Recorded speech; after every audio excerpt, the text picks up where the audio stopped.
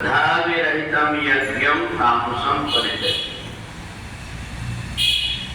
भगवान ने हमारे मन के अंदर कैसे पवित्र श्रद्धा उत्पन्न हो ये बताया। अगर हमें कोई वस्तु का ज्ञान नहीं है तो हमारे हाथ में रह करके भी हम उसको जान नहीं पाते। उसको बोलते विधिहीनम।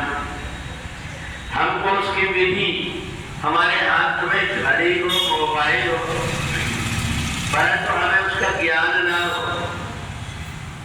तो इस प्रकार के ज्ञान न होने से व्यक्ति को पास में वो यंत्र है परंतु वो उसका उपयोग करना नहीं जानता। इसलिए हमें विधि जान लेना चाहिए। हमारा जो शरीर है ये 5 तत्वों से बना हुआ है। इसमें 5 कर्मेंद्रियां और 5 ज्ञानेंद्रिय। इनका संचालन हमारे मन और बुद्धि से होता है।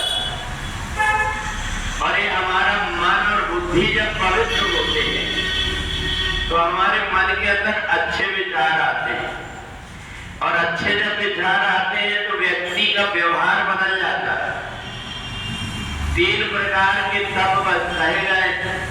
शरीर के द्वारा किया हुआ था, वाणी के द्वारा किया हुआ था और मन की पवित्रता से किया हुआ था। ये 3 प्रकार के तप होते हैं। हमारा शरीर शुद्ध कैसे होता है? जब हम परमात्मा की तरफ चलने के लिए मन में विचार करते हो, जितने कदम हम रखते हैं परमात्मा की तरफ चलने के, हमारे शरीर का तप प्रारंभ हो जाता है। हम भगवान के दरबार में आकर के सेवा कर लेते हैं, हमारे शरीर का तप हो गया। और शरीर का जो तप है, जब व्यक्ति का शरीर पवित्र हो जाता है तो घर में और मंदिर में ये अंतर होता है कि हम जब मंदिर पहुंचते हैं तो मंदिर को देख करके हमारे हाथ जुड़ जाते हैं। हम मंदिर में जाकर के सिर रख करके प्रणाम करने लगते हैं। यही बात होती है कि जब हमारा शरीर पवित्र हो गया तो हमारे मन का भाव बदल जाता है, हमारे अंदर श्रद्धा आ जाती, विनम्रता आ जाती। ये हमारे शरीर का तप हो गया कि हम शरीर के द्वारा किसी की हिंसा ना करें, किसी को सताए ना। अब इसके बाद होता है वाणी का। वाणी का तप बड़ा जरूरी होता है। एक जरा सी वाणी से महाभारत का युद्ध हो गया।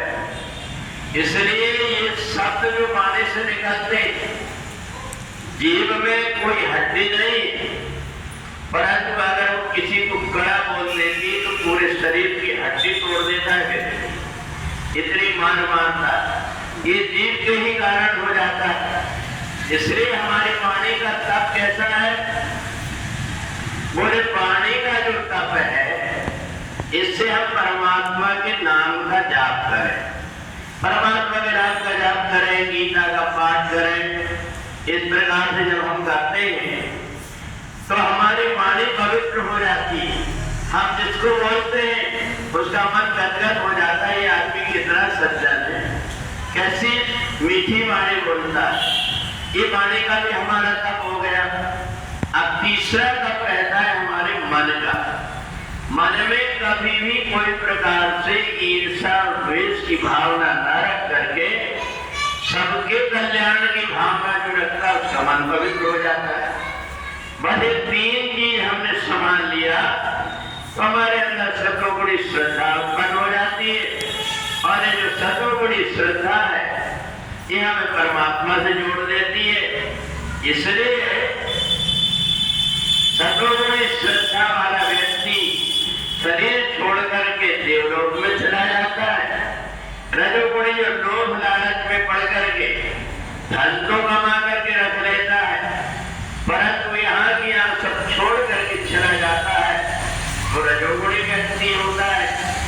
और जिसने अपने जीवन में आकर के कुछ किया ही नहीं, अपने जीवन को वैसे ही बेकार कर दिया, खाने पीने और सोने में ही जीवन को व्यतीत कर दिया, ऐसे व्यक्ति को तमोगुणी भाव के कारण बार बार जन्म और मरण के चक्कर में पड़ना पड़ता है।